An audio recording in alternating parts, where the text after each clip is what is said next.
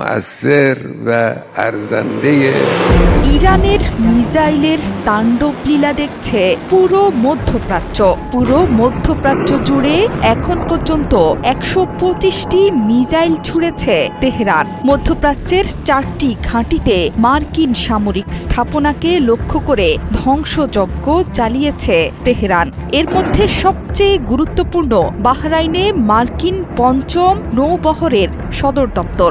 এত গুরুত্বপূর্ণ স্থাপনা থাকা সত্ত্বেও ইরানি মিসাইল কোনোভাবেই আটকাতে পারল না দেশটি। হামলার পর প্রকাশিত ভিডিওতে দেখা গেছে দেশটির রাজধানী মানামায় বিকট শব্দে বিস্ফোরণের পর ধোঁয়া উঠছে উপরের দিকে। ইরান স্পষ্ট করে জানিয়েছে সেখানে আঘাত হেনেছে তাদের শক্তিশালী মিসাইলের বহর। এর মধ্যেই ওই এলাকা থেকে সাধারণ মানুষকে সরিয়ে নিতে শুরু করেছে বাহরাইন।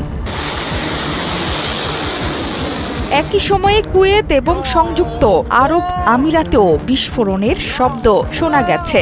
এছাড়া কাতারে প্যাট্রিয়ট প্রতিরক্ষা ব্যবস্থা ইরানের একটি মিসাইল ঠেকিয়ে দিয়েছে বলে জানিয়েছে কাতার ভিত্তিক সংবাদ মাধ্যম আল জাজিরা। ইরানের হামলায় মধ্যপ্রাচ্য জুড়ে তুমুল ক্ষয়ক্ষতির খবর দিয়েছে আন্তর্জাতিক গণমাধ্যমগুলো।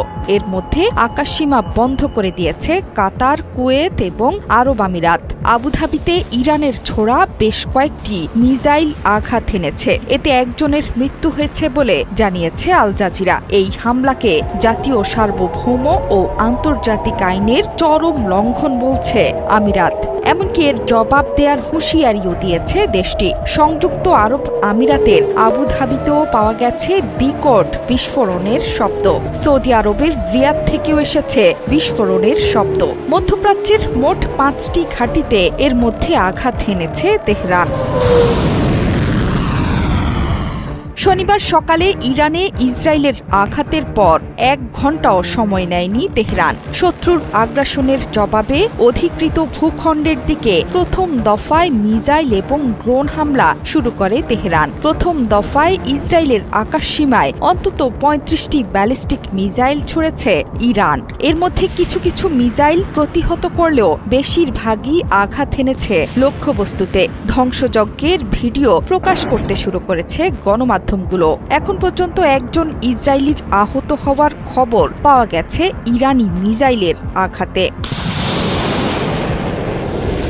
ইরানি মিসাইলের তাণ্ডবে দিক বিদিক ছুটছেন ইসরায়েলি জনগণ। হাসপাতাল থেকে শুরু করে সব জায়গাতেই ইরানি মিসাইলের ভয়ে নিরাপদ আশ্রয়ে যেতে মরিয়া ইহুদি জনগণ। দেশজুড়ে জাতীয় জরুরি অবস্থা ঘোষণা হয়েছে আগেই। সামনে আরও কঠিন সময় অপেক্ষা করছে ইসরায়েল তথা পুরো মধ্যপ্রাচ্যের জন্যে। জোহরা চৌধুরী সেতু,